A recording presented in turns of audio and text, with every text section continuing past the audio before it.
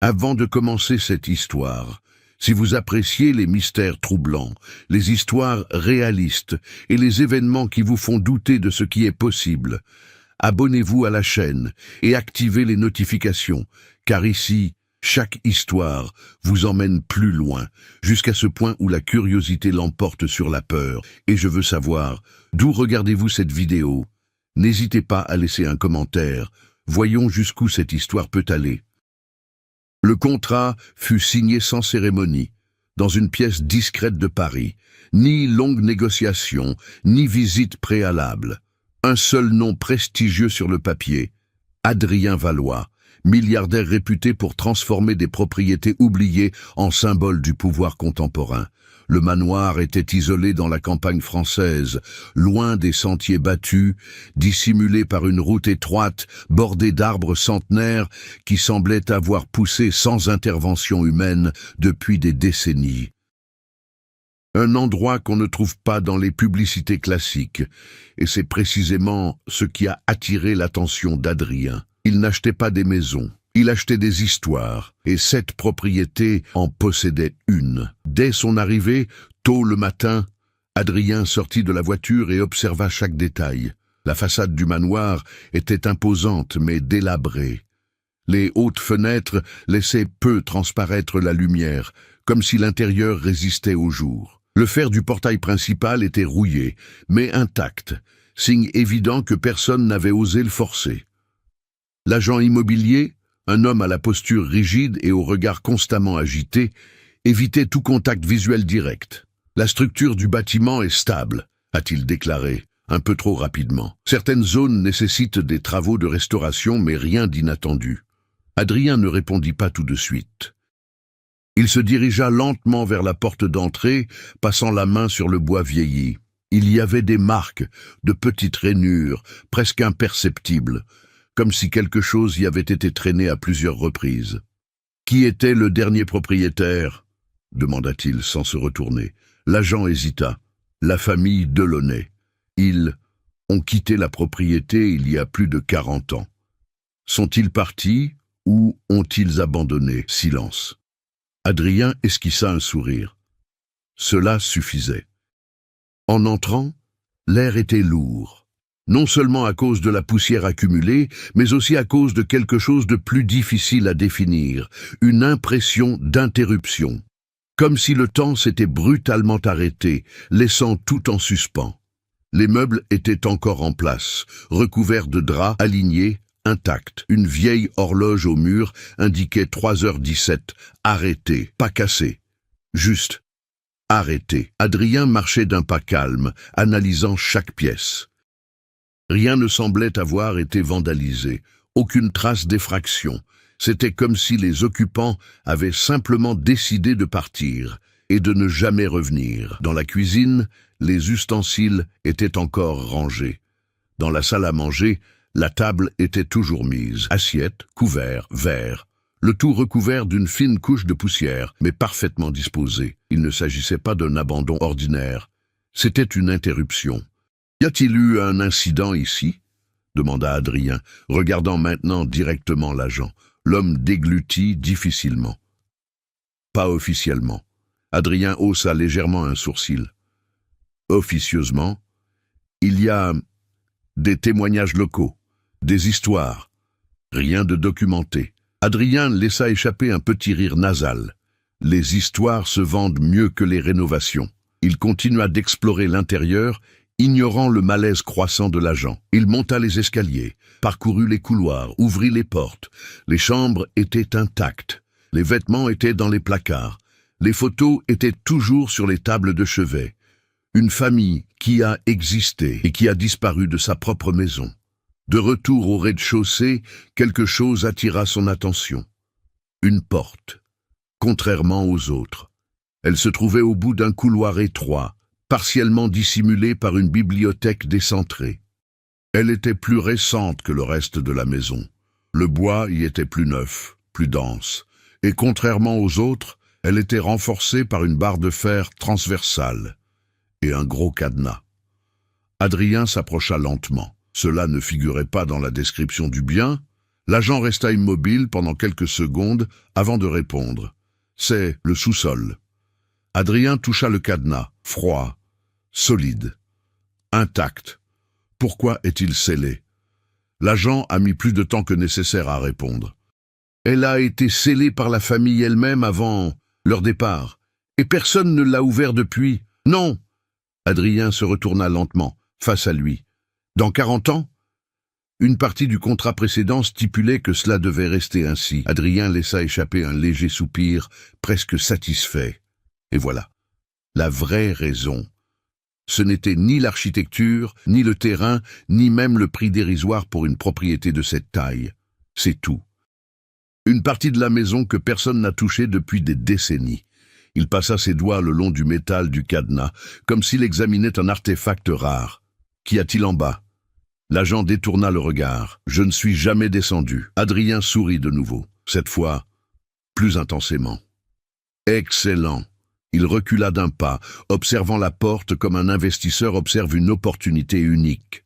« Alors je serai le premier. » L'agent s'avança, visiblement mal à l'aise. « Monsieur Valois, il serait peut-être préférable de laisser cela pour plus tard. Nous pouvons nous concentrer sur les aspects structurels, les archives. Je n'achète pas une propriété entière en ignorant une partie. » Le silence retombe. Adrien avait déjà pris sa décision avant même d'entendre une réponse. Cette porte n'était pas un détail insignifiant, c'était le centre de tout. Et, pour la première fois depuis son arrivée, ce qu'il ressentait n'était plus seulement de la curiosité. C'était urgent. Adrien n'a pas essayé d'ouvrir la cave à ce moment-là, non pas par prudence, mais par stratégie. Il savait que les réponses trop hâtives étaient généralement superficielles, et cette maison n'était pas superficielle. Elle comportait plusieurs niveaux de complexité, et chacun devait être révélé en temps voulu. Pourtant, quelque chose avait changé. La présence de cette porte scellée commença à influencer tout ce qui l'entourait. En parcourant à nouveau les pièces, Adrien, cette fois-ci avec plus d'attention, commença à remarquer des détails qui lui avaient paru auparavant simplement dus à la négligence.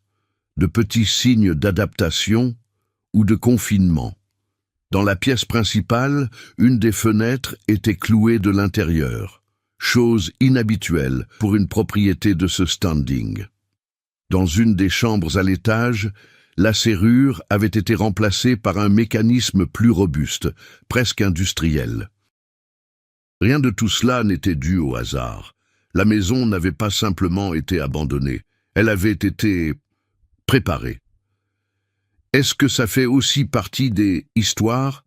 demanda Adrien plus tard, déjà dehors, en observant la façade de dos. L'agent, visiblement fatigué par la visite, prit une profonde inspiration avant de répondre. Les habitants du quartier évitent de parler de la famille Delaunay. L'évitent-ils? Ou en savent-ils trop? L'homme hésita. Il existe une version qui circule. Selon cette version, dans les mois précédant leur disparition, ils ont cessé de sortir. Les lumières restaient allumées aux aurores. Les colis étaient déposés devant le portail et récupérés des heures plus tard. Adrien croisa les bras, alerte. Combien de personnes vivaient ici? Officiellement, 4, le couple et leurs 2 enfants. Officiellement. L'agent s'est rendu compte de son erreur trop tard. Il existe des témoignages d'employés, mais aucun document officiel. Adrien ne fit aucun commentaire, mais il absorba chaque mot. Le même après-midi, il décida d'aller au-delà des informations contenues dans le contrat. Il se rendit en voiture au village le plus proche, une petite ville ancienne aux ruelles pavées étroites et au commerce qui semblait exister depuis des générations. Un endroit où les nouveautés ne passent pas inaperçues. Et il représentait clairement quelque chose de nouveau. En entrant dans un café du quartier, le silence fut immédiat. Non pas hostile, mais attentif. Des regards discrets, des conversations interrompues. Adrien commanda un café et s'assit près du comptoir. Il n'était pas nécessaire d'entamer la conversation. « Tu as acheté la maison sur la colline ?» La voix venait de derrière le comptoir. Une femme d'un certain âge, le visage ferme, le regard direct. Ce n'était pas une question. Adrien hocha légèrement la tête. Il semblerait que les nouvelles se propagent rapidement. Ici, certaines choses ne cessent jamais de se produire. Elle posa la tasse devant lui sans détourner le regard. Et certaines choses ne disparaissent jamais. Adrien prit une gorgée, restant calme. La famille qui vivait là, qu'est-il arrivé à elle? La femme s'essuya les mains sur un chiffon avant de répondre. Ils ont changé. Où aller? Ce n'est pas le genre de changement. Le silence qui suivit fut plus lourd que n'importe quelle réponse directe. Adrien posa ses coudes sur le comptoir. « Je ne crois pas aux histoires vagues. »« Alors, tu devrais commencer à y croire, » répondit-elle sans hésiter, « parce que personne ici ne te donnera une autre version. » Il observa les alentours. Certaines personnes évitaient de regarder. D'autres écoutaient attentivement. Y a-t-il eu un compte rendu officiel? Une enquête de police? Ils sont venus, ils ont posé des questions, ils sont repartis. Donc? Et rien. Adrien inclina la tête, intrigué. Ça n'a pas de sens. C'est vrai, répondit-elle. Quand personne ne veut chercher quelque chose, il est facile de ne pas le trouver. La réponse continuait de résonner. Adrien termina lentement son café, absorbant non seulement les mots, mais aussi les comportements. Le malaise qu'il ressentait n'était pas fin, c'était un souvenir. Avant de partir, il posa une dernière question, le sous-sol. Pour la première fois, la femme détourna le regard. « Cela n'a jamais existé », a-t-elle déclaré.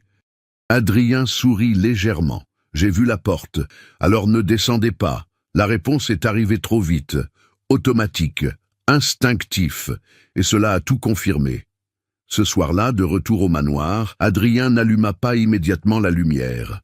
Il resta sur le seuil, observant l'intérieur plongé dans l'obscurité, le temps que ses yeux s'habituent à la pénombre. La maison avait changé d'aspect, ou peut-être qu'il le voyait différemment. Il descendit tout droit le long de l'étroit couloir. La porte du sous-sol était toujours là. Propriété, silencieux, mais maintenant il y avait quelque chose de nouveau, très subtil. Le cadenas n'était pas exactement au même endroit. Adrien s'approcha lentement. Il passa la main sur le métal. Froid, comme avant. Fermé, comme avant. Mais un peu déplacé. Comme si quelqu'un l'avait testé ou tenté. Il regarda autour de lui. La maison était plongée dans un silence complet. Aucun signe d'intrusion, aucune fenêtre ouverte, rien de déplacé, sauf celui-là. Adrien prit du recul, analysant la situation. Pour la première fois depuis son arrivée, un véritable doute s'est fait jour. Cela ne concernait pas ce qui se trouvait au sous-sol, mais à propos de quelque chose de beaucoup plus simple. Il était absolument certain que personne d'autre que lui ne possédait cette clé. Et même ainsi, il semblait y avoir quelque chose là-bas qui soit indépendant de cela.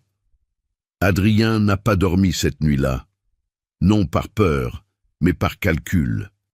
Il passa des heures à repasser mentalement chaque détail depuis son arrivée. L'emplacement du cadenas, le silence de la maison, les paroles évasives de l'agent, la réaction immédiate de la femme au café. Tout convergeait vers la même conclusion. Le sous-sol n'était pas un simple espace oublié, c'était une limite, et les limites existent pour une raison. Avant même l'aube, Adrien était déjà levé, ses outils soigneusement rangés sur la table de la pièce principale. Rien n'était improvisé. Il n'était pas impulsif, mais méthodique. S'il devait ouvrir cette porte, il le ferait en toute maîtrise. Du moins, c'est ce qu'il croyait. Avant d'agir, il a décidé d'éliminer les variables externes. Des caméras ont été installées à des endroits stratégiques de la maison. Dans les couloirs, à l'entrée principale, dans l'escalier et surtout dans l'étroit couloir menant à la porte du sous-sol. Des détecteurs de mouvement ont été activés, les portes et les fenêtres ont été vérifiées. Aucun défaut, l'entrée est impossible sans inscription. Alors il attendit, il a observé, il ne s'est rien passé de toute la matinée, aucun mouvement, aucun son. Mais il y avait quelque chose de plus difficile à quantifier. L'impression constante que la maison réagissait à la surveillance, comme si cette surveillance, au lieu d'apporter le contrôle, provoquait quelque chose. En début d'après-midi, le premier événement. L'une des caméras, plus précisément celle située dans le couloir du sous-sol, a perdu le signal pendant exactement 12 secondes. Adrien s'en est immédiatement rendu compte. Il a joué ce passage plusieurs fois. Avant la panne, tout était normal. Ensuite, tout est normal, pas de photo, aucun mouvement. Mais cette réduction n'avait pas de sens.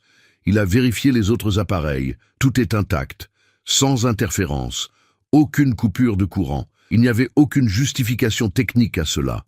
Adrien n'a pas hésité. Il ramassa les outils et se dirigea vers le couloir. À chaque pas, le silence semblait s'épaissir. Aucun craquement, aucun souffle d'air ne s'infiltrait par les fissures. C'était un silence complet, un silence artificiel. La porte était exactement comme avant, ou presque. Le cadenas, une fois de plus, semblait légèrement déplacé. Cette fois, il n'y avait aucun doute. Quelqu'un ou quelque chose l'avait touché. Adrien s'accroupit pour l'examiner de plus près. Aucune trace d'effraction, aucune égratignure récente, aucun signe physique évident, et c'était là le plus troublant. Il se leva lentement. Il arrive. Sans plus hésiter, il inséra l'outil dans le cadenas. Le bruit du métal forcé résonna sèchement et de façon intrusive dans le couloir. Cela prit plus de temps que prévu. Le matériau était robuste, ancien, fait pour durer, mais pas pour toujours. Après plusieurs minutes d'efforts continus, le cadenas a cédé. Le craquement était bruyant. Définitive. Adrien resta immobile pendant quelques secondes, tenant toujours l'objet fixé à l'outil. Il ne s'est rien passé. Aucun bruit ne provient de l'intérieur, aucune réaction de la part de la maison. Juste le silence. Il a enlevé la barre de fer qui renforçait la porte. Un autre son sec, irréversible. Désormais, il n'y avait plus de barrières extérieures. Sa main planait au-dessus de la poignée de porte. Pendant un bref instant, le seul, il hésita. Non pas par peur de ce que je découvrirais, mais à cause de l'étrange impression qu'en ouvrant cette porte, il ne ferait pas que découvrir quelque chose. Cela reviendrait aussi à laisser quelque chose s'échapper. Adrien tourna la poignée de porte. La porte s'ouvrit lentement, révélant une obscurité dense, presque palpable. L'air qui s'en échappa était froid et lourd, non pas imprégné de moisissures ordinaires, mais de quelque chose qui avait stagné trop longtemps.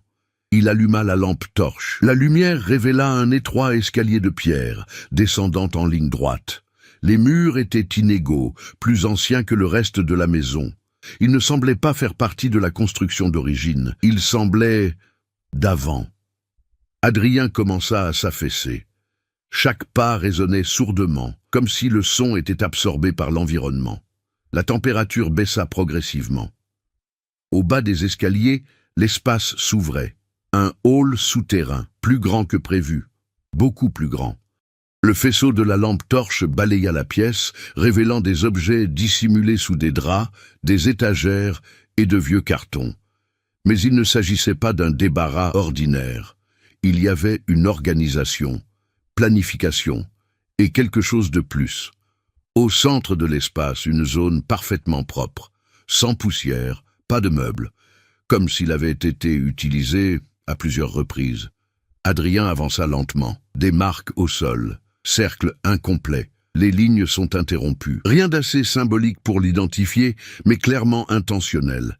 Il s'accroupit et passa la main sur le sol. Il n'y avait pas de poussière. C'était récent. Très récent. Un bruit interrompit sa concentration, venant d'en haut, en direct, rapide, comme une marche. Adrien se leva aussitôt, pointant sa lampe torche vers l'escalier. Rien, le silence retombe. Il monta quelques marches, alerte. Ça s'est arrêté. Il attendit. Aucun mouvement. Puis il retourna dans le hall, maintenant plus alerte, plus tendu. Le sentiment de contrôle avait disparu. En explorant le reste de l'espace, il découvrit quelque chose qui n'était pas recouvert. Une table, ancien, mais préservé. Au-dessus d'elle, un objet, un magnétophone. Adrien fronça les sourcils. Ça n'avait aucun sens. Cette technologie était plus récente que le reste de l'environnement. Il a appuyé sur le bouton. Pendant quelques secondes, juste du bruit blanc. Alors, une voix, faible, tremblant. « Oh, si quelqu'un trouve ceci, ne venez pas ici la nuit. » Adrien se figea. La voix continua. On pensait que c'était juste un vieil espace, une cave oubliée. Mais ce n'est pas le cas. Il répond, statique. Ensuite, plus rapidement, peu importe qu'il soit enfermé, peu importe si vous n'y croyez pas, il apprend, il attend. L'enregistrement a brièvement échoué. Et puis, la dernière phrase. Il n'est pas piégé ici. Silence absolu. Adrien éteignit lentement l'enregistreur. Son regard parcourut la pièce, le long des murs, à cause de l'espace vide au centre, et pour la première fois, il n'analysait plus l'endroit en tant qu'investisseur, mais comme quelqu'un qui vient de franchir une limite sans le comprendre. Puis, il a compris. Le silence avait changé. Maintenant, il y avait quelque chose en lui, un son presque imperceptible, rythmique. Ça vient de quelque part dans le sous-sol, pas grand, pas agressif, mais constant, comme respiration. Adrien monta les escaliers plus vite qu'il ne les descendit. Il ne s'est pas enfui, mais il n'a pas non plus gardé la même maîtrise qu'auparavant. Lorsqu'il a franchi la porte du sous-sol et l'a refermée derrière lui, le bruit du bois qui s'emboîtait lui a paru plus fort qu'il n'aurait dû l'être. Il n'a pas remis le cadenas. Cette fois-ci, la barrière ne semblait plus offrir de réelle protection. En arrivant dans la pièce principale, il s'est dirigé directement vers l'écran de contrôle de la caméra. Il a reproduit les images de la période qu'il a passée au sous-sol. Rien, aucun mouvement. Personne n'entre ni ne sort, mais quelque chose clochait. L'heure enregistrée ne correspondait pas. D'après le système, il était resté là-bas pendant un peu plus de 7 minutes. Adrien regarda sa montre au poignet.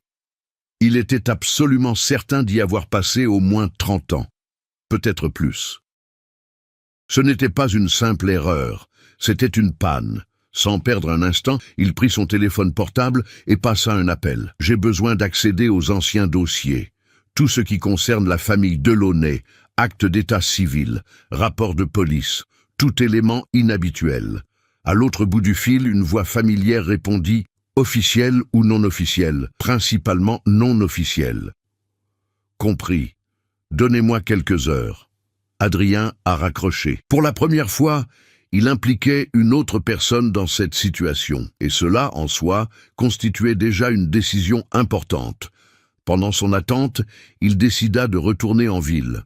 Mais cette fois, ce n'était pas au café. Il voulait quelqu'un qui non seulement connaisse les histoires, mais qui ait vécu là suffisamment longtemps pour distinguer les rumeurs des tendances.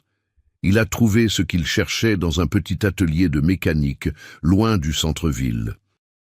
Le propriétaire, un homme âgé aux mains marquées par des années de travail, ne manifesta aucune surprise en le voyant. « La maison !» dit-il, avant même qu'Adrien puisse dire quoi que ce soit.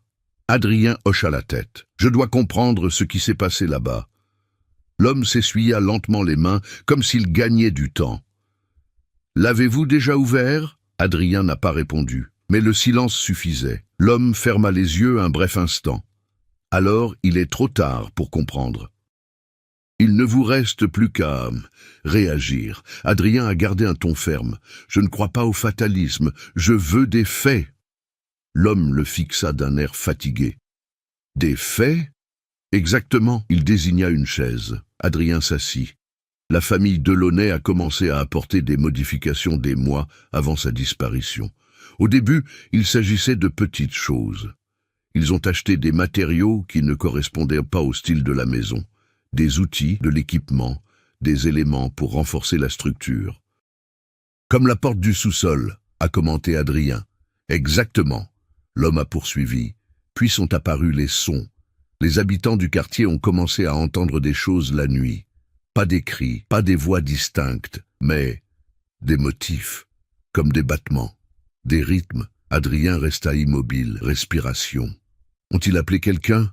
Des experts? Ils ont appelé plusieurs personnes. Donc, aucun d'eux n'est resté. Le silence revint. Et la police? Insista Adrien.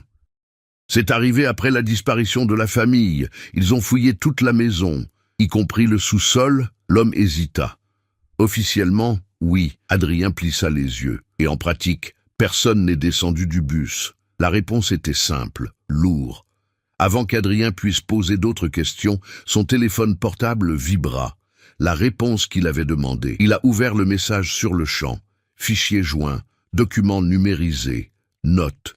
Un détail a immédiatement attiré notre attention. Un nom, un 5e membre. non répertorié officiellement comme résident permanent, mais présent dans des registres indirects. Étienne Delaunay. Pas de certificat de résidence, documentation incomplète, mais cité dans des rapports médicaux locaux. Adrien ouvrit le fichier correspondant. Diagnostic. Troubles graves de la perception sensorielle. Traitements expérimentaux. Isolement recommandé. Lieu du traitement. Domicile familial. Le sous-sol. Adrien leva lentement les yeux. Il ne se protégeait pas de quelque chose d'extérieur, murmura-t-il. L'homme dans l'atelier n'a pas répondu. Ce n'était pas nécessaire. Adrien retourna immédiatement au manoir. L'attention s'était désormais déplacée. Il ne s'agissait plus seulement de ce qui se trouvait au sous-sol, mais à propos de ceux qui étaient là et ce qui aurait pu être laissé derrière. En entrant, quelque chose avait changé. Subtil, mais indéniable. La porte du sous-sol était entr'ouverte. Adrien s'arrêta. Il était absolument certain de l'avoir fermée. Il s'approcha lentement. Il poussa la porte. Le craquement résonna dans le couloir. Il descendit quelques marches, éclairant le chemin avec sa lampe torche. Tout semblait identique, jusqu'à ce que nous arrivions au salon, la table, la flûte à bec. Mais maintenant, il y avait quelque chose de plus. Au centre de l'espace vide, une chaise, fabriquée en bois, simple, positionnée exactement au milieu des cercles marqués au sol. Adrien s'approcha chaque pas plus lent que le précédent. La chaise n'était pas là avant, il en était sûr. En s'approchant, il remarqua un autre détail. Chaîne, des cordes attachées aux bras et aux jambes, vous dépensez, mais intactes. Et, sur le dossier, cicatrice profonde, comme si quelqu'un avait essayé de s'échapper pendant très longtemps. Adrien passa la main sur le bois. Il sentit les rainures, irréguliers, désespérés. Puis, il écouta de nouveau. « Oh oui, je le suis. C'est beaucoup plus clair maintenant, plus près. » Il ne s'agissait pas seulement de respirer, il y avait des variations, comme si quelque chose essayait de imiter le rythme humain. Derrière lui, Adrien se retourna brusquement, pointant sa lampe torche. Rien. Mais le bruit ne s'est pas arrêté. Il ne venait pas d'un point fixe. Cela semblait circulaire, adapté, à vie. Et puis, pour la première fois depuis son arrivée sur les lieux, une idée concrète se forma dans l'esprit d'Adrien. La plus grande erreur de la famille Delaunay a peut-être été de ne pas avoir gardé quelque chose enfermé dans cette cave. Mais croire cela impliquait d'être emprisonné. Adrien n'a pas reculé. Malgré le bruit qui semblait se déplacer autour de lui, malgré la chaise qui n'était pas là auparavant, il resta quelques secondes de plus au centre du sous-sol, essayant d'imposer une logique à quelque chose qui lui échappait manifestement. Respiration, rythme, imitation. Il prit une profonde inspiration, lentement, et maintint la lampe torche stable. Le son a répondu, la synchronisation a réussi, exactement au même moment. Adrien cessa de respirer un instant. Le son continua. Mais maintenant, désynchronisé, comme si quelque chose avait perdu le contrôle. Il recula d'un pas, le son s'est ajusté à nouveau. Apprentissage, l'enregistrement. Les mots me revinrent en mémoire d'un coup. Il apprend. Adrien monta les escaliers sans hésiter cette fois. Il quitta le sous-sol en claquant la porte. Il n'a pas mis le cadenas. Cela n'avait plus d'importance. Il avait besoin de quelque chose de concret. Preuve. Quelque chose qui romprait ce schéma subjectif. Il s'est dirigé directement vers le système de caméra. Il a tout reproduit à l'identique. Et puis, il l'a trouvé. Un détail qui était passé inaperçu. Pendant les 12 secondes de dysfonctionnement dans le couloir, une micro-interférence s'est produite dans une autre caméra, celle de la pièce principale. Quasiment imperceptible. Une seule image déformée. Adrien a isolé l'image. Il s'est agrandi. La distorsion n'était pas aléatoire. Il y avait un formulaire, une silhouette. Pas suffisamment précis pour être identifié, mais clairement situé à l'intérieur de la maison. Et surtout, à ce moment-là, Adrien n'avait toujours pas ouvert la cave. Son sang se refroidit pour la première fois. Si cela s'était produit à l'intérieur de la maison avant l'ouverture, il n'est donc pas parti. Il n'a jamais été emprisonné. Adrien s'éloigna lentement de l'écran. La logique qui avait sous-tendu ses décisions jusqu'alors commença à s'effondrer. Mais ce n'était pas quelqu'un qui reculait. C'était quelqu'un qui réorganisait. Il a pris l'enregistreur. Il monta à l'étage, dans le salon. Il l'a posé sur la table. Il a été rejoué, cette fois en écoutant plus attentivement. Chaque pause, chaque erreur. Et puis il réalisa quelque chose de nouveau. Un son de fond, très bas, presque masqué par l'électricité statique. Adrien a connecté le périphérique audio au logiciel installé sur son ordinateur portable. Fréquence isolée. Les bénéfices ont augmenté. Et voilà, une autre voix. Inférieure, plus près du microphone. Il n'a pas besoin de partir statique. Parce qu'il n'a jamais été arrêté. Adrien se figea. L'enregistrement original ne se terminait pas ainsi. C'était caché. Que ce soit intentionnellement ou non. Mais ce n'était pas tout. Il a accéléré la lecture audio. Dans les dernières secondes, avant le silence total, un détail encore plus troublant a émergé. Une troisième couche sonore. Très bientôt. Un murmure. Quasiment imperceptible, mais c'est assez clair. Maintenant vous le savez. Adrien ferma lentement l'ordinateur portable. Ce n'était pas qu'un vieux disque. C'était un message. Et il ne semblait pas qu'elle ait été laissée seule par sa famille. Il se leva. Il regarda autour de lui. Pour la première fois, le manoir ne semblait plus seulement vide. Elle semblait occupée, pas physiquement. Mais faites attention. Puis quelque chose s'est produit. Un bruit sec provenant de l'étage. Un impact.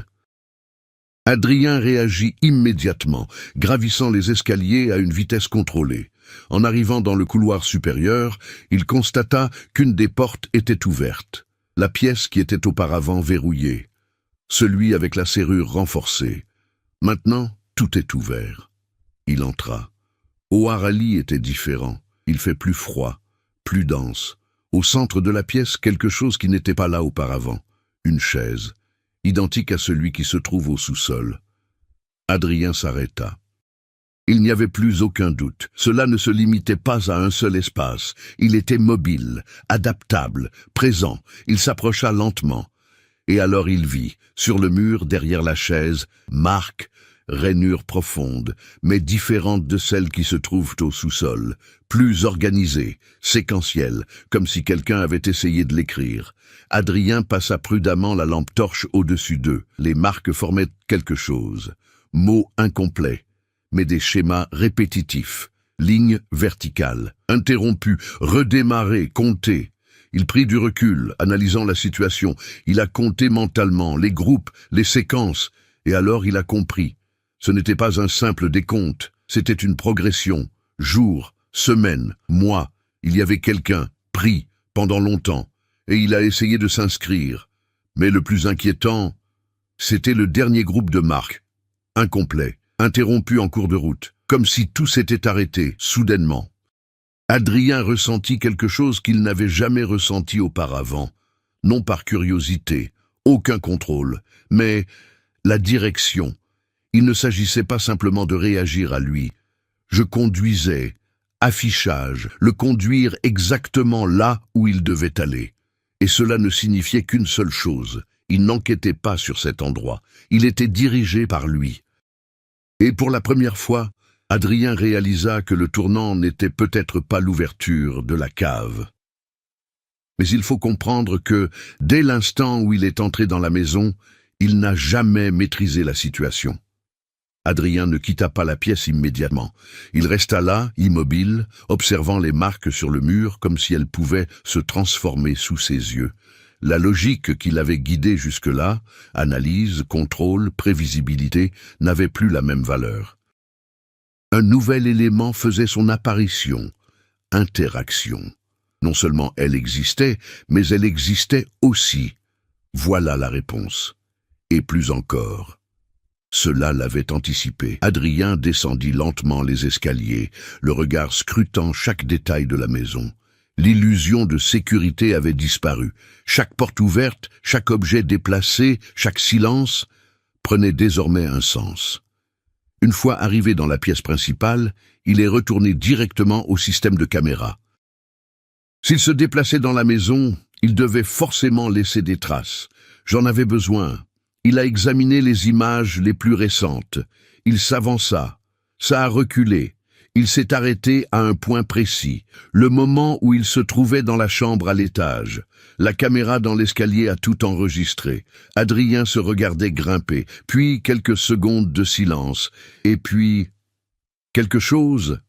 Tableau incomplet, pas un corps, mais une distorsion dans l'air, subtile, comme la chaleur sur l'asphalte, mobile. Monter les escaliers, en suivant exactement le même chemin que lui. Adrien a mis la vidéo en pause. Il s'est agrandi. La distorsion s'arrêta au même point qu'avant son entrée dans la pièce. En attendant, son cœur battait la chamade, mais son visage restait froid. Ce n'était pas simplement une réaction. Il reproduisait ce comportement. Modèle d'apprentissage. Adrien a fermé la vidéo. Il a pris son téléphone portable. Il a rappelé son contact. « J'ai besoin de tout ce qui concerne cet Étienne Delaunay. Absolument tout. Hospitalisation, rapport, toute documentation médicale complète. J'en ai trouvé d'autres, » répondit la voix à l'autre bout du fil. « Ce n'est pas joli. Maison. Il n'était pas un simple patient. Il était considéré comme un cas atypique. Les rapports décrivent des épisodes où il imitait à la perfection le comportement d'autrui. Voix, posture, rythme, tout. » Adrien resta silencieux. Continuez. Au début, ils ont pensé qu'il s'agissait d'une sorte de trouble neurologique avancé. Mais ensuite, ils ont commencé à remarquer quelque chose d'étrange. Il était capable de reproduire des schémas sans y avoir été directement exposé. Comme ça? Comme si l'on anticipait les comportements. Adrien serra son téléphone plus fort. C'est impossible. Il y a plus. La pause à l'autre bout du fil fut brève, mais pesante. D'après les derniers rapports, les médecins recommandent un isolement total. Aucun contact direct, aucune interaction prolongée. Pourquoi? Parce qu'ils ont commencé à soupçonner que le problème ne se limitait pas à la copie. Adrien attendit, mais influencé. Le silence qui suivit fut absolu. Adrien raccrocha sans rien dire. Les pièces du puzzle commençaient à s'assembler. La chaise, les chaînes, le sous-sol, isolement.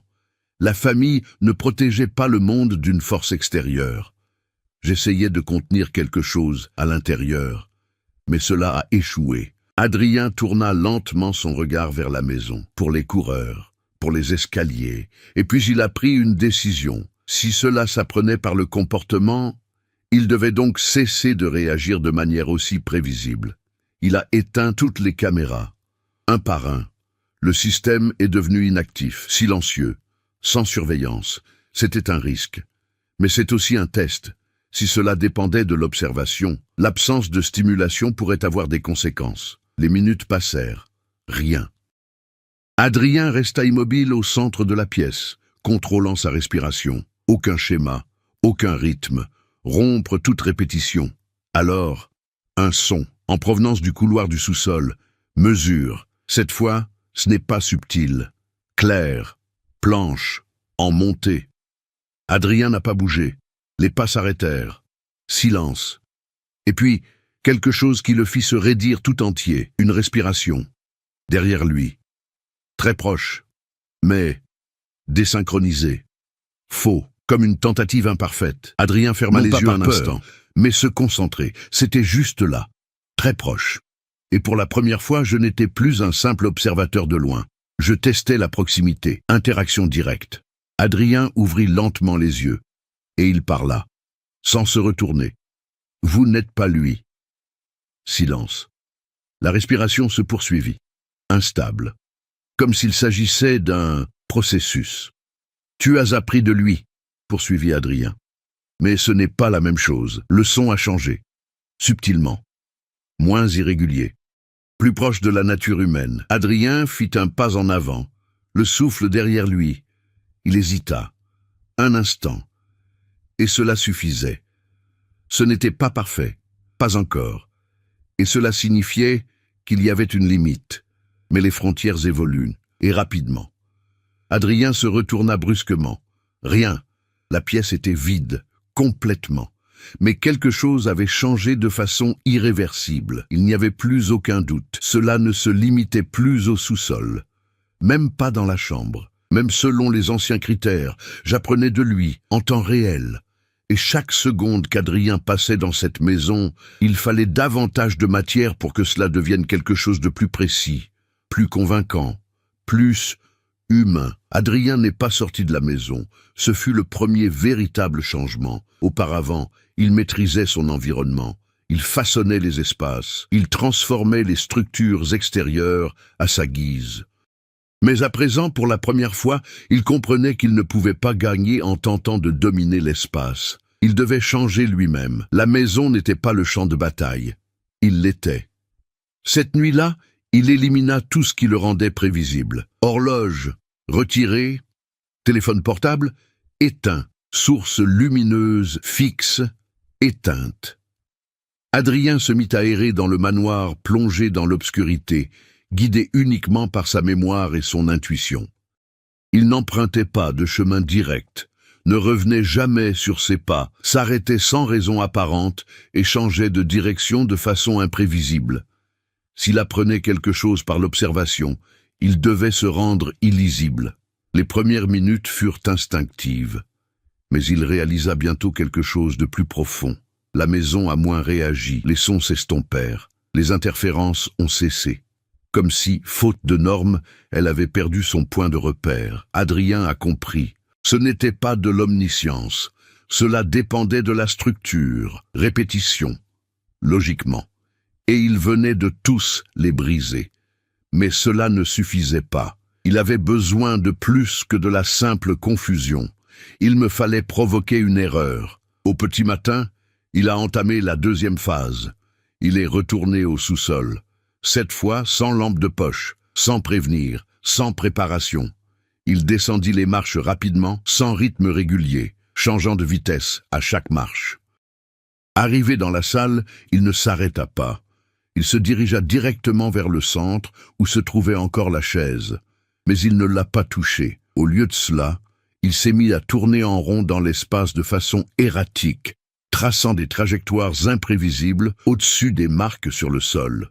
Il ne s'est rien passé, pendant quelques secondes. Alors, le son est de retour, respiration, mais différent, désynchronisé. J'essaie de suivre le rythme, défaut. Adrien s'arrêta brusquement, silence.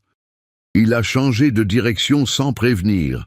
Le son a mis un certain temps à réagir. Erreur, petit, bien sûr. Adrien sourit pour la première fois depuis son arrivée au manoir. Il y avait un défaut. Il ne s'agissait pas seulement d'apprendre. C'était quelque chose qu'il devait apprendre, et cela a pris du temps. Il est remonté, mais il n'est pas retourné dans la pièce. Il est allé directement dans la chambre à l'étage, celle où il y avait des marques sur le mur. Cette fois, il ne l'a pas remarqué. Il est intervenu. Il a pris un outil et a commencé à modifier les marquages. Il a mis fin à une série de victoires. Il a mélangé les motifs. Cela a créé des interruptions là où il y avait auparavant une progression logique.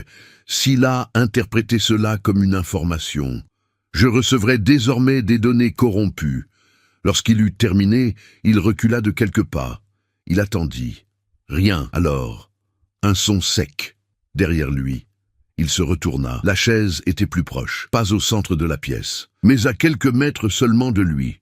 Adrien n'avait pas peur. Il a observé. C'était une réaction au changement. J'essaie de le réparer, réorganiser, mais je ne savais pas comment. Il fit un pas en avant. La chaise n'a pas bougé, mais la respiration est revenue, plus fort, plus près, et pourtant imparfait. Adrien prit la parole. Pour la deuxième fois, avec une intention bien claire. Il vous faut une référence. Silence, et je peux vous enlever ça. La respiration a changé, plus rapide. Instable, presque frustrée. Elle était contrainte d'opérer sans base, aucun schéma, imprévisible. Et cela a créé quelque chose de nouveau. Limite opérationnelle. Adrien recula lentement, sans tourner le dos. Il a quitté la pièce. Il descendit les escaliers, mais avant d'atteindre la pièce principale, il s'arrêta au milieu du couloir. Une idée plus audacieuse a émergé. Briser les codes ne suffisait pas. Il fallait en créer un, mais un critère erroné, un piège. Le lendemain matin, il réaménagea une partie de la maison. J'ai réaménagé les meubles. Il a créé une atmosphère particulière dans la pièce principale. Une chaise, une table, un espace défini. Et puis, il a commencé à se comporter de manière répétitive. Il était assis, il se lèverait, il se dirigea vers la porte, il allait revenir. Il l'a répété, exactement pareil, même séquence, même rythme, pendant des heures, jusqu'à ce qu'il soit sûr que cela était observé, savant, enregistré. Et puis, ça a cassé. Au moment précis où le schéma devrait se répéter, il a fait quelque chose de complètement différent. Il a couru directement au sous-sol. Il est tombé sans s'arrêter. Et lorsqu'il atteignit le centre de la salle, il cria « Maintenant !» Le silence fut instantanément rompu. La respiration commença, mais elle était incontrôlée. Hors du temps. C'est illogique. Faux pour la première fois. Complètement faux. Adrien resta immobile, en attendant. Et puis il réalisa quelque chose de crucial. Je n'arrivais pas à suivre, non pas parce qu'il était faible, mais c'était parce qu'il avait été forcé d'apprendre quelque chose de faux. Il avait renversé la situation. Il n'était plus simplement observé, il enseignait, mais en l'enseignant incorrectement. Et ce faisant, il s'est créé son premier véritable avantage depuis son entrée dans la maison. Adrien a finalement compris comment survivre là-bas. Mais il comprenait aussi quelque chose d'encore plus dangereux. S'il pouvait enseigner cela, donc avec suffisamment de temps, cette chose pourrait aussi apprendre à lui enseigner. Adrien savait qu'il n'aurait pas beaucoup d'occasions. Ce qui se trouvait dans la maison avait déjà démontré sa capacité d'adaptation. Semer la confusion fonctionnait, mais seulement temporairement. Chaque erreur commise faisait en réalité partie d'un processus d'ajustement, apprentissage continu. Et c'est ce qui faisait du temps le facteur le plus dangereux de tous. Il devait agir avant que cela ne devienne trop nécessaire. La stratégie n'était plus seulement de survivre. Il était temps de fermer. Mais comment mettre fin à quelque chose qui n'était pas confiné, qui n'avait pas de forme fixe, qui apprenait de chaque interaction? Adrien retourna une dernière fois au sous-sol avant la confrontation. Cette fois, avec un objectif clair. Le centre du hall, cet espace propre et clairement délimité, n'était pas qu'un symbole. Il était fonctionnel. Tout indiquait que c'était le point de convergence, là où les normes ont été créées. Où ont-ils été reproduits? Là où ils étaient établis. Il a commencé à démanteler l'environnement. Il a traîné la table. Il a retiré les objets qui se trouvaient sur les côtés. Cela a complètement modifié l'organisation de l'espace. Mais il a conservé une chose intacte. La chaise, pas au centre. Exactement comme avant. Si cela nécessitait une référence, il lui donnerait une version finale, contrôlée, définitive. En remontant du sous-sol, Adrien commença à exécuter la phase finale du plan. Il ferma toutes les fenêtres. Il a bloqué les entrées. Il a complètement coupé toute source d'alimentation. La maison fut plongée dans l'obscurité totale, silence absolu. Sans stimuli externe, aucune distraction, lui seul, et voilà. Puis il commença. Le même schéma s'est répété. Celui que j'avais créé précédemment, même séquence, même mouvement, en même temps, s'asseoir, se lever, marcher pour revenir en arrière, répéter. Cette fois, avec encore plus de précision, plus cohérent, plus facile à enseigner. Les minutes passèrent, peut-être plus. Le temps n'était plus fiable dans cette maison, mais Adrien a senti que le moment était venu, la présence, plus proche que jamais, respiration, presque parfait, presque synchronisé. C'est ce qu'il avait appris, trop rapide. Adrien poursuivit, encore une répétition, encore un, jusqu'à ce que nous en soyons sûrs. Et puis, il s'arrêta. Silence. La respiration se poursuivit. Exactement comme le sien. Parfait. Impeccable. Pas de retard. Adrien parla doucement. Vous êtes maintenant prêt. La réponse ne s'est pas manifestée par des mots, mais en personne. dense, immédiat, derrière lui, très proche. Cette fois, c'est trop juste. Adrien se retourna lentement. Rien de visible, mais il le savait. C'était juste là, en attente du prochain motif, la commande suivante. Et c'était exactement ce dont il avait besoin. Sans hésiter, Adrien se mit en mouvement. Cela ne s'est pas produit. Cela n'a pas rompu le rythme. Il a maintenu le niveau qu'il avait appris. Il se retourna. Il marcha. Il est descendu au sous-sol, pas à pas, rythme régulier, respiration contrôlée. Et cela continua parfaitement, impeccable. Pas de retard, imitant chaque mouvement, chaque pause, chaque détail. Arrivé dans le hall, Adrien se dirigea vers le centre. La chaise, il s'arrêta devant elle. Il respira. Et puis, il a fait quelque chose qu'il n'avait jamais fait auparavant. Il s'assit. Son souffle se coupa, pour une infime fraction. Mais ensuite, il l'a répété. Le craquement du bois. Une autre personne, ou quelque chose, est assise. Exactement au même endroit, dans le même espace. Mais c'était impossible. Et c'était précisément l'objectif. Adrien resta immobile. Respiration. Synchronisation en cours, maintenir le niveau, et puis, lentement, les choses ont commencé à changer.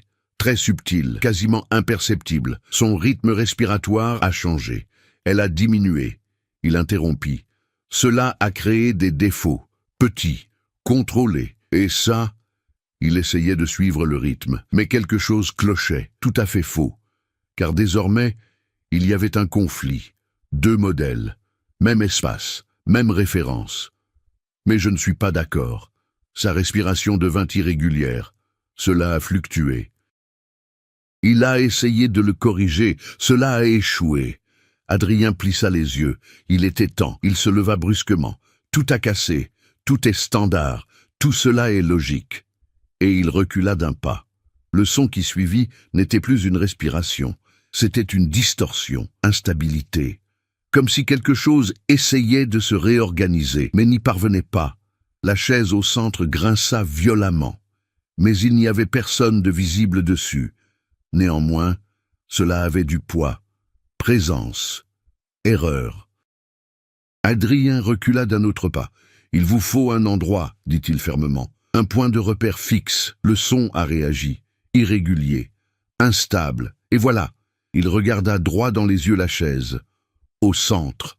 Le seul point qui conservait encore une cohérence au sein du chaos qu'il avait créé. Puis il a franchi la dernière étape du plan. Il monta les escaliers. Il est sorti du sous-sol. Et il ferma la porte. Pas avec un cadenas, mais avec quelque chose de plus simple. Une barre de fer. Bloquée de l'extérieur. Mais cette fois, il ne s'agissait pas d'emprisonner quelque chose à l'intérieur. Il était destiné à maintenir un point de référence stable, isolé, aucune variation, sans apprentissage externe. Le son a continué pendant quelques secondes. Après, ça s'est arrêté. Silence absolu.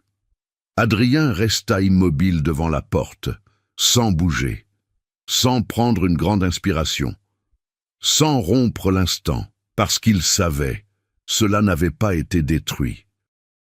Mais il avait été contraint de vivre une expérience qu'il n'avait jamais connue auparavant, l'imitation. Il ne restait plus qu'une seule question.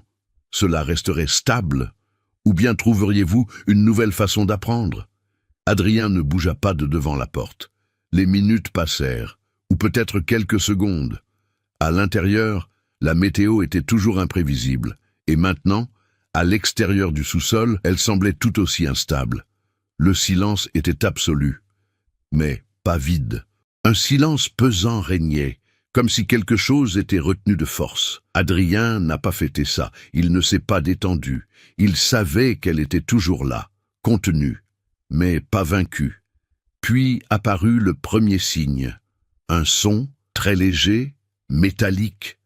La barre de fer de la porte vibrait, quasiment imperceptible. Adrien n'a pas bougé. Le son s'est arrêté. Le silence retombe. Et puis, plus fort, le bar trembla.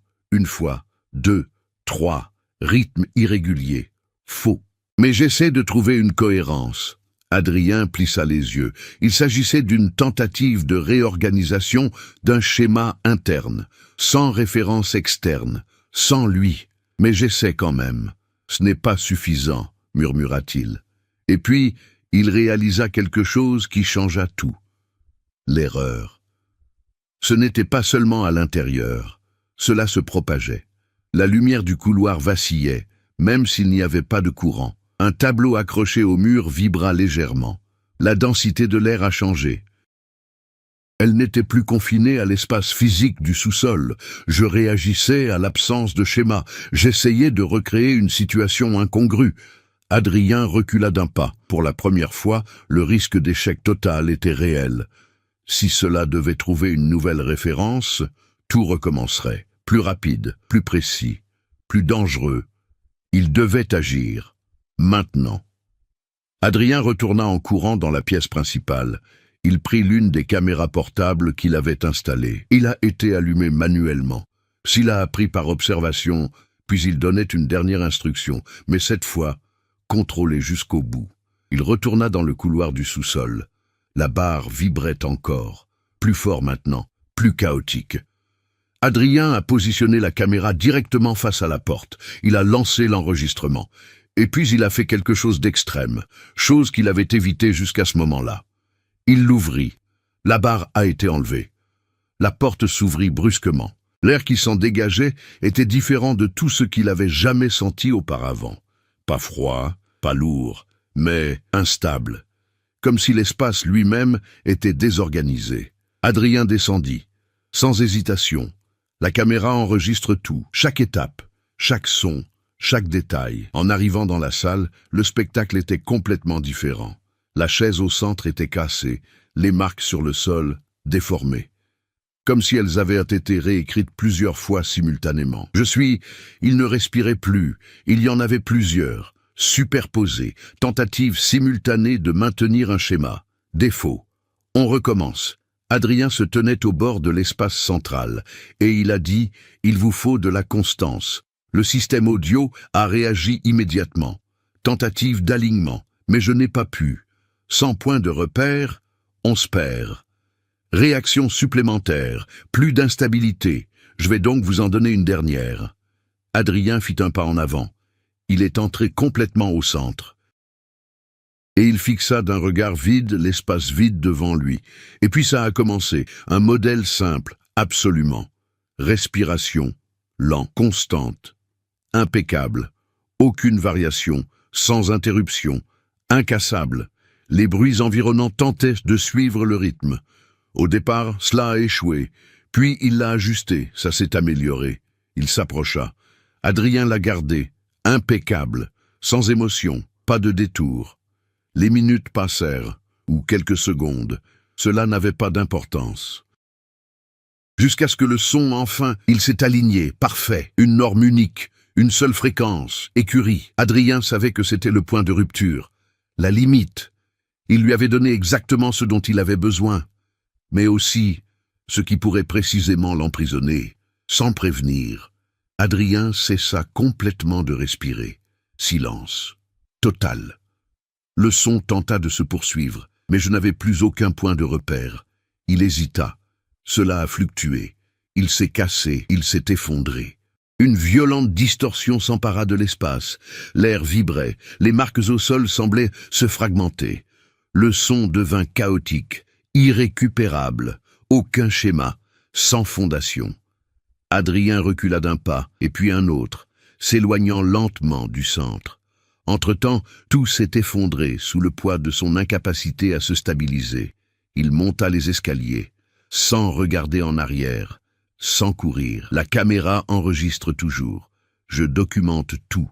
En quittant le sous-sol, il ferma la porte. Cette fois, pas de précipitation. Faible, ça vient de fermer, et il s'éloigna. Le son a complètement disparu. Aucune vibration, pas de respiration, rien. Adrien resta immobile pendant quelques secondes, en attendant. Mais il n'y a pas eu de réponse. Rien. J'essaie de réapprendre. Rien ne tente de se réorganiser. Rien. Pour la première fois depuis son arrivée, un silence véritable. Il retourna dans la pièce. Il a pris l'appareil photo. Il se reproduisait rapidement. Ce qu'il a vu, il l'a confirmé. Lors de l'effondrement final, pour une seule image, quelque chose est apparu, formulaire incomplet, mais un visage, limité, presque parfait, à un détail près, les yeux. Ils étaient légèrement désynchronisés. Adrien a éteint la vidéo, et alors il a compris, cela n'a pas été détruit. Il a été poussé à bout, et ça a échoué. Mais les défauts peuvent être corrigés, avec suffisamment de temps. La différence maintenant, le fait est qu'il avait commis la plus grosse erreur possible, et cela pourrait avoir créé quelque chose d'encore plus dangereux, une version qui sait exactement où ne pas se tromper. Adrien a quitté le manoir tôt le matin, pas de précipitation, sans regarder en arrière. La route étroite semblait différente à présent. Elle n'était plus enveloppée de mystère, mais d'un silence absolu. Les arbres restaient immobiles, le vent presque imperceptible. Tout paraissait trop normal, et cela, en soi, constituait déjà un contraste suffisant. Il n'a pas vendu la propriété, il ne l'a pas réformée non plus. Dans les jours qui suivirent, il prit une série de décisions précises et discrètes. Il a engagé une équipe spécialisée pour sceller entièrement le sous-sol, non seulement par des structures physiques, mais aussi par une isolation totale de l'espace. Couches de béton, d'acier, isolation, acoustique. Aucun interstice, aucun accès direct. Mais ce n'était qu'une partie du plan. Le véritable changement se situait dans le reste de la maison. Adrien a vidé pratiquement toutes les chambres. Il a enlevé les meubles, les objets, tout ce qui pouvait servir de repère visuel ou structurel. Le manoir a cessé d'être une habitation. C'est devenu un espace neutre, sans motif, pas de répétition, sans stimuli. Les quelques employés embauchés pour la maintenance ne restaient jamais longtemps. Leurs horaires étaient toujours variables. Les consignes étaient toujours claires, pas de routine fixe, pas d'horaire répétitif, pas de silence prolongé. Adrien n'a pas expliqué pourquoi, mais il a clairement indiqué que toute norme comportait un risque. Avec le temps, l'histoire du manoir commença à s'estomper. Dans la ville, les habitants ont cessé de faire des commentaires, ou alors ils ont fait semblant de s'arrêter. L'absence de nouveaux événements visibles a créé un faux sentiment de conclusion. Mais Adrien le savait. Ce n'était pas terminé. Cela avait simplement été contenu dans une condition spécifique. Des mois plus tard, il est rentré chez lui. Seul. Il traversa les couloirs vides. Pas de caméra, aucun équipement, pas de précipitation. Il s'arrêta devant la porte du sous-sol, maintenant complètement scellée. Pas de poignée de porte. Aucune entrée visible, une seule surface continue, impénétrable. Ou du moins, c'est l'impression que ça donnait. Adrien appuya sa main contre le mur. Cela resta ainsi pendant quelques secondes. Propriété, en silence. Il ne s'est rien passé, aucun son, aucune vibration, aucune réaction. Mais il n'a pas souri, il n'y a pas eu de victoire. Il faut trouver le juste équilibre. L'équilibre dépend de l'entretien. Avant de partir, il apporta une dernière modification. Il a installé un système indépendant au cœur de la structure, invisible pour tout visiteur ordinaire. Ce n'était pas un appareil photo, même pas un détecteur de mouvement. C'était plus simple. Un moniteur de motifs, capable de détecter des répétitions infimes, rythmes, séquences, tout signe d'une certaine cohérence se dessine au sein de la maison. Si quelque chose commençait à se réorganiser, il le saurait. Adrien quitta de nouveau le manoir. Cette fois, sans aucune intention de revenir de sitôt. La propriété est restée isolée, contrôlée, mais pas oubliée.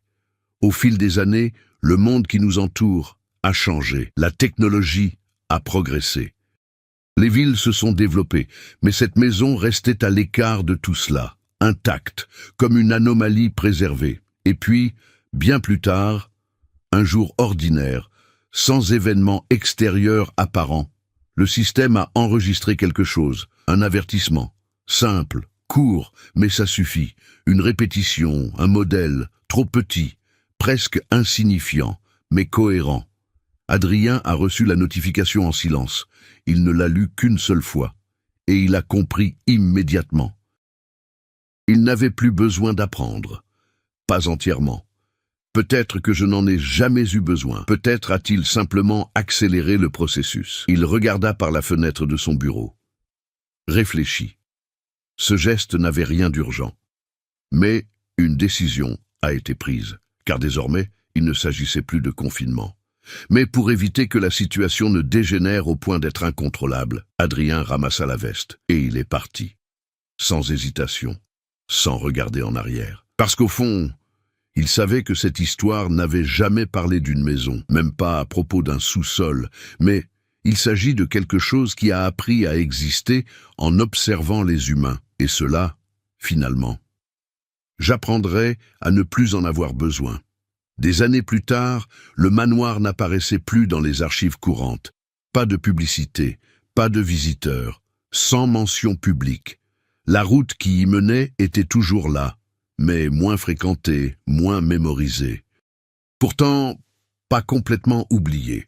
Par une nuit calme, un nouvel employé, ignorant de l'historique et n'ayant pas accès aux détails, effectuait une vérification de routine du système interne. Rien de compliqué. Vérification d'activité uniquement.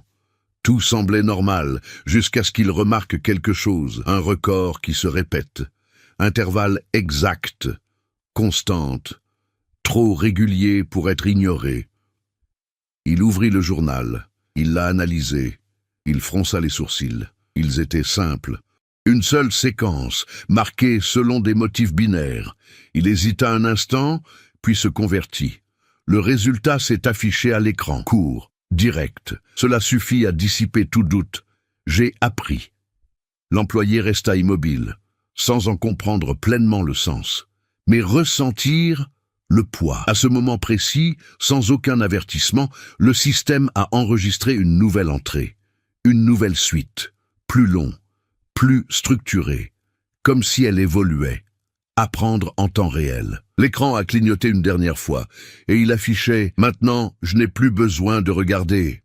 Les lumières de la pièce ont vacillé pendant une brève seconde, et ils revinrent. Tout semblait redevenu normal, à un détail près. Dans le reflet sombre de l'écran, pendant une fraction de seconde, l'employé a juré avoir vu quelqu'un derrière lui, imitant sa posture à la lettre. Mais un peu en retard. Et maintenant, je veux savoir de votre part. Si vous aviez été à la place d'Adrien, auriez-vous ouvert cette porte? Ou serait-il parti au premier signe que quelque chose n'allait pas? Car, au final, cette histoire soulève une question troublante. Ce qui est le plus dangereux, quelque chose d'inconnu, caché dans l'obscurité. Ou est-ce quelque chose que l'on apprend de soi-même, en essayant de le comprendre? N'hésitez pas à partager votre théorie dans les commentaires ci-dessous. Pensez-vous que cela ait vraiment été contenu, ou a-t-elle simplement trouvé une nouvelle façon d'évoluer? Et plus important encore, croyez-vous qu'il soit toujours piégé dans cette maison, ou bien êtes-vous déjà en train de regarder ailleurs? Si vous aimez les histoires de ce genre, pleines de mystères, de suspense et de rebondissements, abonnez-vous à la chaîne et activez les notifications. Et dites-moi aussi, d'où regardez-vous? Voyons jusqu'où cette histoire nous mènera. Are those the boobs of this plant? Salt on the floor? Oh fuck, I didn't see the salt. It's okay, it's okay. We go back home and we try to make the vehicle bay so we can get them. Because if they're survivors, we need to put them. Oh god. Guys, earlier today when we started the stream, I learned that orchids is the Greek word for testicles.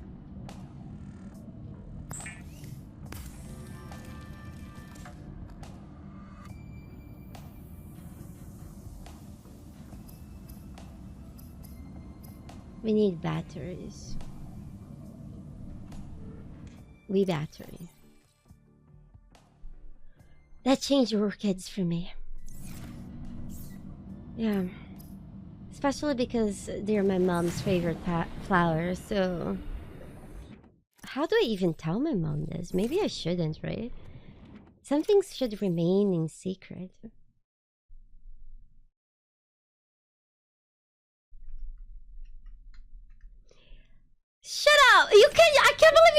actually typed that my mom loves... You deserve to be fucking shot for typing that.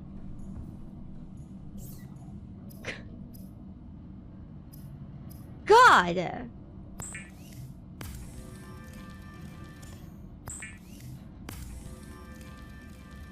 It's fine.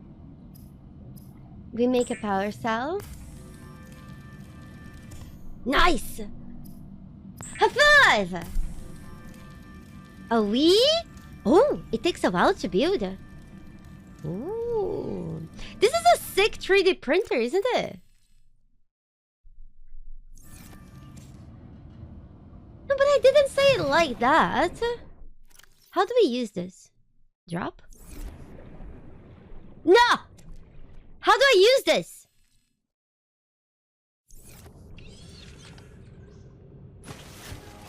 Oh. Oh!